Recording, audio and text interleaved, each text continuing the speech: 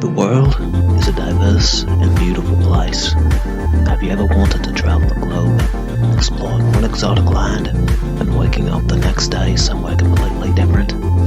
Experiencing the nature, the people, the culture, the art, ancient and new.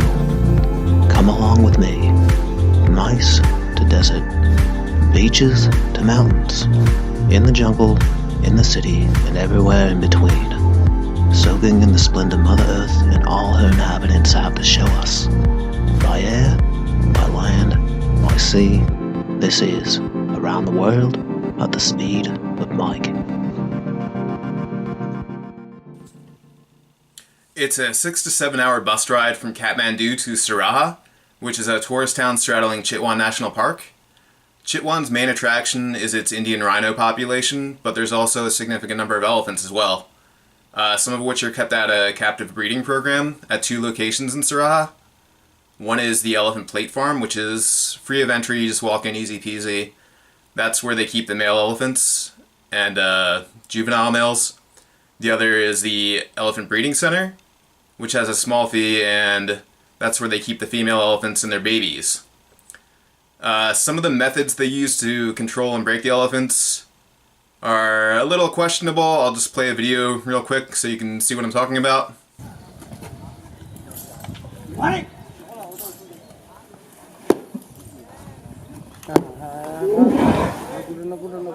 So to me that was overly harsh. I don't know why he hit the elephant with the blunt end of a metal axe. And honestly, I don't know if that really even hurt the elephant that much. It looked bad to me though. That wasn't fun to watch. And a lot of this stuff is very contentious involving captive elephants, so I can't claim to know everything about it, but I think it's a little more complicated than how it appears to be. That being said, even regardless of what they're conditioned in, they're still beautiful animals, and this is probably some of the best footage I had on my trip.